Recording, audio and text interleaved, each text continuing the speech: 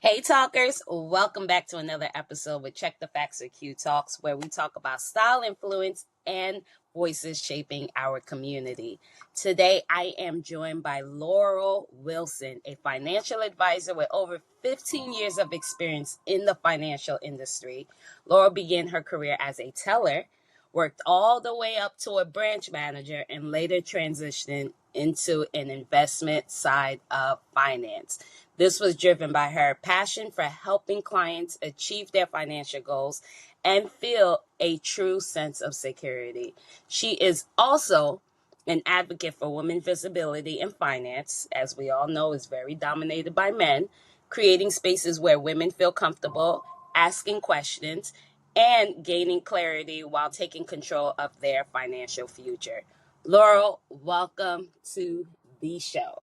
Thank you so much for having me. This is such a wonderful experience and my first time on a podcast, so I'm so happy to be here. Oh, we're gonna make this fun. It's very conversational, very relaxed. We're just talking, getting to know each other. If my co-host wakes up, hopefully she doesn't, we will have another person in the conversation. But it's just gonna be really fun. So let's start with what inspired your transition from going from banking into financial advising. So, from my experiences in banking, I think throughout 15 years, I've seen maybe three financial advisors who are women. So, like you said, we're just very underrepresented, and I don't know why that is. I will say to get to the financial advisor role, it did take a lot. There are Okay. tests that you have to go through.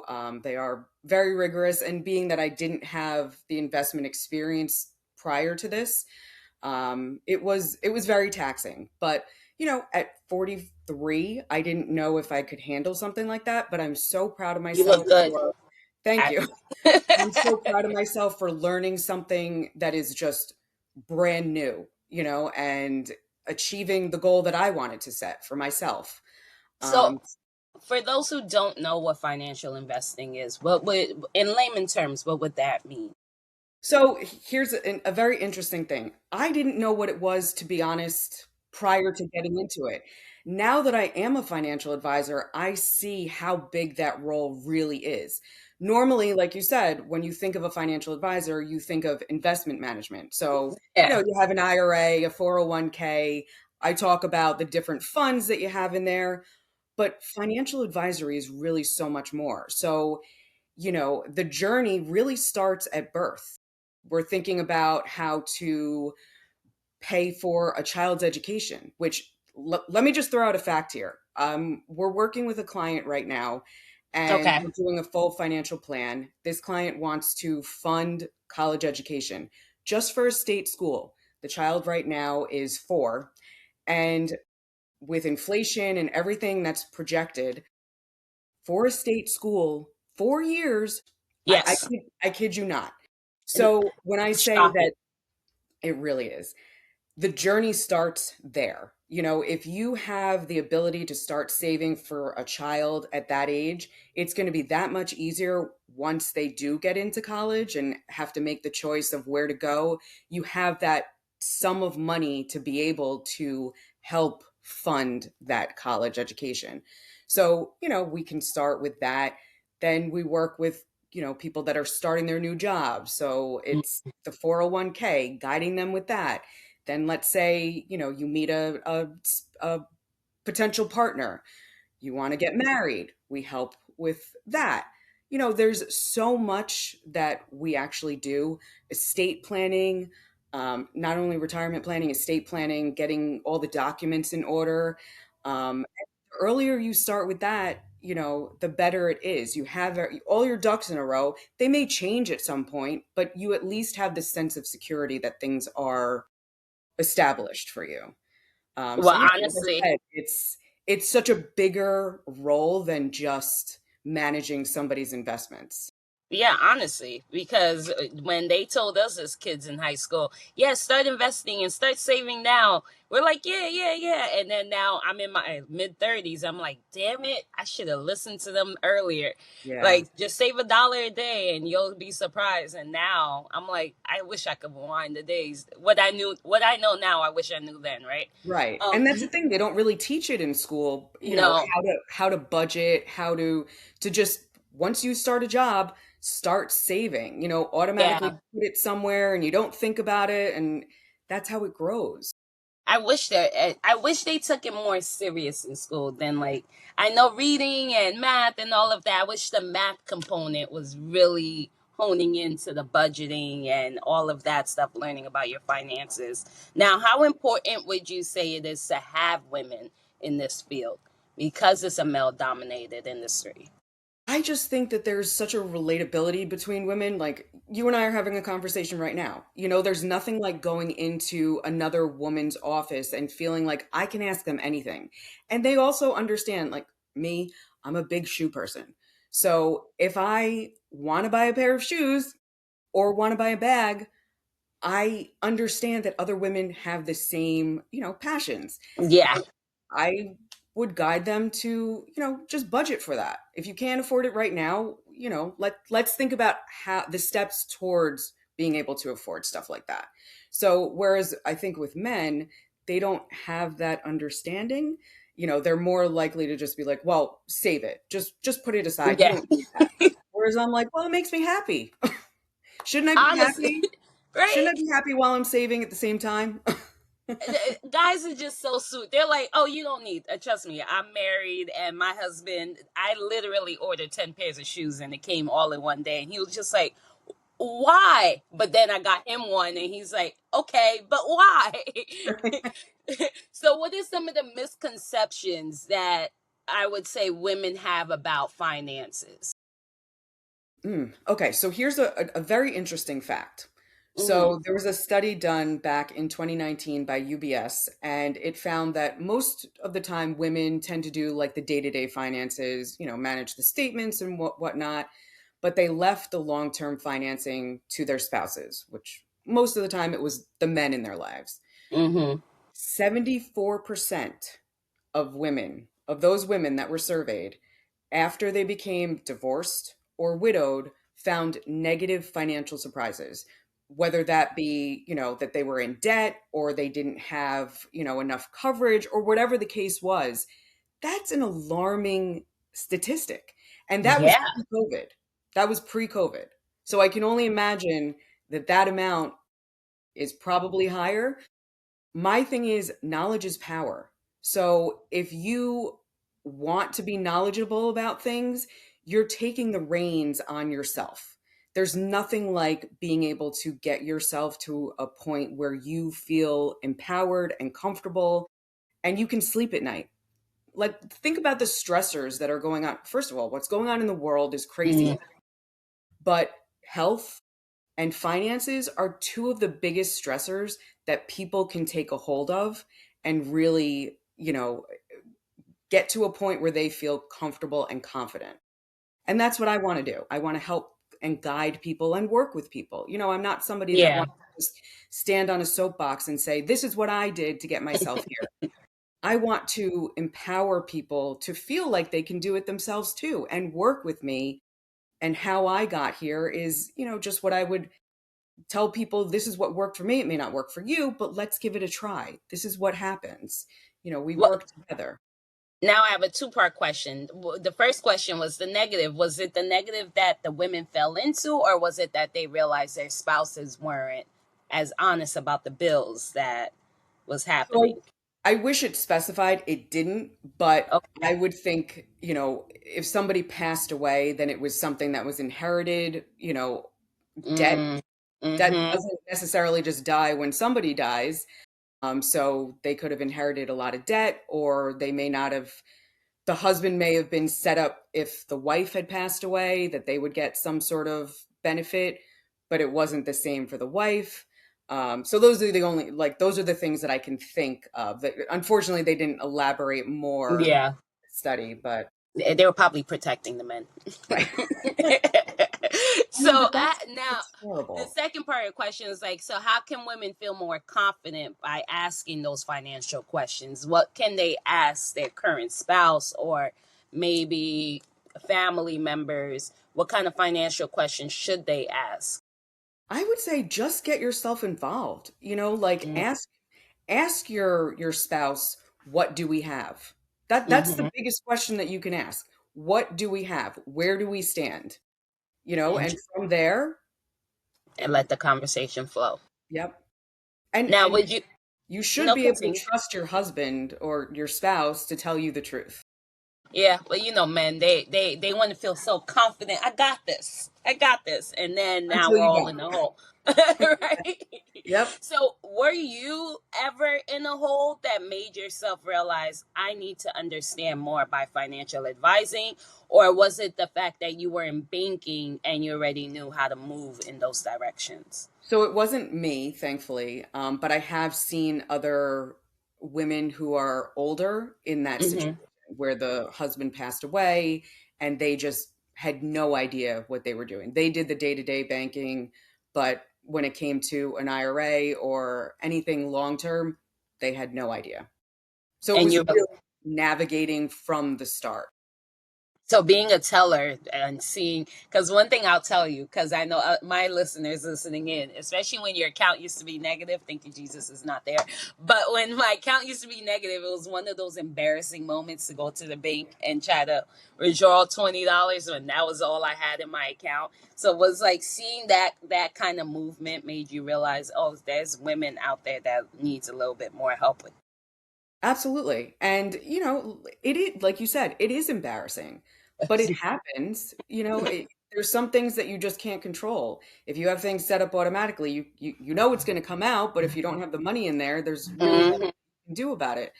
But I just think it's, like I said, knowledge is power, and just feeling the confidence to ask the questions that will get you to a point where you feel like you're more secure, or you're just happier with where you are. Yeah. That makes such a difference. Like I keep saying, I just think stress and finances are so related to each other. Whew. And if we can somehow work together to eliminate some of that stress, I think Hmm. it's worth it. Now, tell me a little bit about your women financial health seminar. So, what Oh, yeah. sparked that idea? So I want to give a shout out to my friend Gina Sawari. She used to be my former boss at a previous job, and we just continued a friendship. She owns a coffee and tea shop in Spark Yeah. Hill, New York. I don't know if you've ever heard of it, Noble Cafe, and then she Yes. owns Noble Essence Market. So she had done a seminar before, where she just like talked about the Turkish teas that she has and how those help with different, you know stress, anxiety, menopause, Yeah. all that stuff that women go through.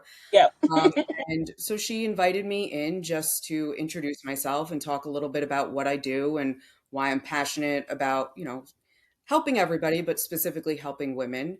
And, it was great. We had some people come in and just show interest, and we're hoping to do this a few more times. And then I really want to get into more of the educational piece. So, really Okay. focusing on one aspect and, discussing how it's so important to have certain things in place. And, but she's great. She's a woman supporting women type of woman. And I think we all are like that. Well, Yeah. most of us are, but I think it's great when you find somebody like that.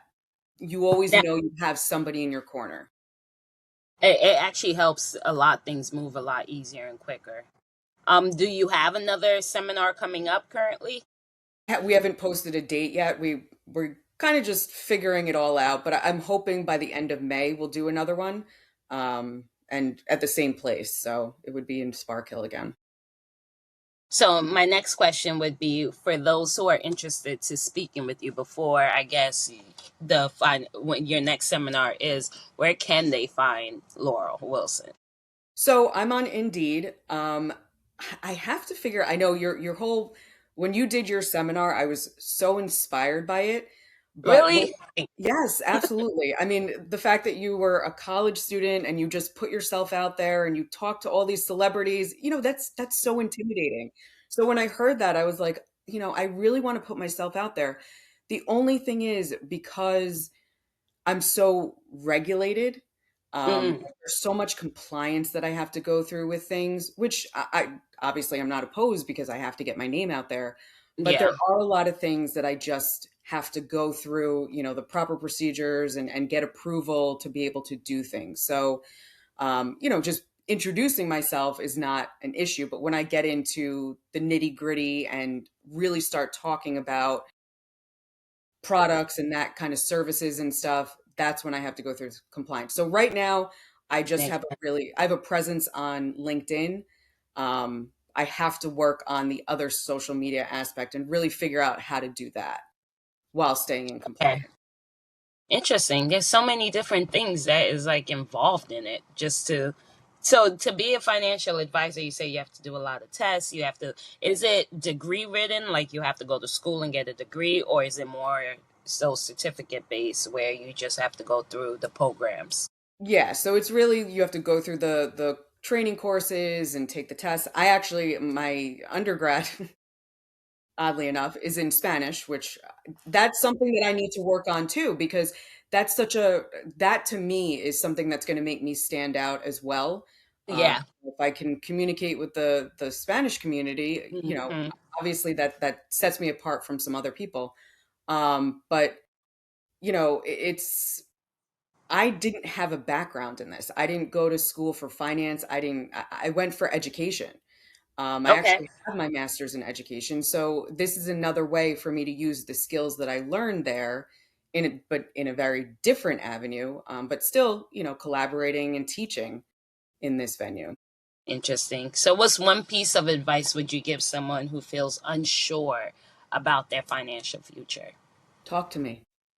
Mm, Seriously, just open up. You may be in a place that you didn't think you were in. You may be ahead of the game. Sometimes it's just talking to somebody about what you have. We had somebody come in and they had a pension, and right off the bat, if you have a pension, you're already ahead of the game for most yeah. people. So it was just she just wanted to be told like you're in a good place, and that's all she wanted. Yeah. So Sometimes you just want to hear you're doing a good job. exactly, exactly. Women like the reassurance. Yeah. So that's all it takes. All right, so let's pivot a little bit because now we tap into the fashion side. Now, Yes. how do you think, actually, how does your personal style connect to your confidence with your career? So it's very interesting. I feel like this year has been very transitional for me, not only in my Okay. career, but doing different things. So as a financial advisor, a lot of the wholesalers will come and, take you out to lunch, but their big thing is golf. So like, I'm not a golf person, but I did start buying golf clothes. So that's something that I'm now introducing into my wardrobe. But on a you know, it's interesting because having worked in a bank, it's very, suit Mm-hmm. Suit. and Mm-hmm. jacket. I work at a financial firm that was built it's a father and son firm. So it's much more laid back. Um, but I still tend to, like to wear the heels and get dressed up more because I just think that Yeah. portrays a confidence in me, and I give off that confidence when I walk into a room, in the heels and just dressed better. And that was actually going to be my next question. I was going to say, how does people perceive you depending on what you wear? I haven't had much experience, like I said, because the two other advisors in my office are just very laid back and, Yeah. business casual. That's what the clients are used to. So they may look at me and they're like, "Well, this girl's wearing heels. Like, what is this?" But it gives me the confidence to know that I'm a businesswoman. This is what I like to wear. I was going to say, if you are more casual, does it mean you're more confident? That means you just know what you're doing. You don't need to get dressed up. But I feel like that, and it goes again with men and women, where women come in a certain way. It's like, okay, why is she dressed like that? Whereas guys come in and it exudes confidence, Yes. which Yeah. is I interesting. it's just a whole like I mean it's just such a double standard to begin with. Life, human. Can't even say America, it's everywhere. Okay, so again, let our listeners know where can they find you so they can talk to you. So again, my name is Laurel Wilson. You can find me on LinkedIn, or I have my email address. Actually, we have a website. It's riolofinancialgroup.com. I'm listed on there. My email address is listed. Our phone number is listed. Yeah, just like I said, all it takes is just wanting to talk to somebody about it, opening that conversation, and see where it goes from there. Awesome. Laurel, thank you, thank you, thank you so much for sharing your story and insight with us today. This was exactly what we needed. This was very empowering. And to all my listeners listening, if you are looking for guidance and just reassurance in your financial journey, do not be afraid to ask, right? Absolutely. So It that's never it. hurts to Just ask. never hurts to ask. The answer is always no until you ask. That's what I was Mhm. always told. All right. This has been Check the Facts with Q Talks. And until the next episode, we will see you. Laurel, thank you You. so much. Thank you so much, Q. It was great talking with you. Awesome.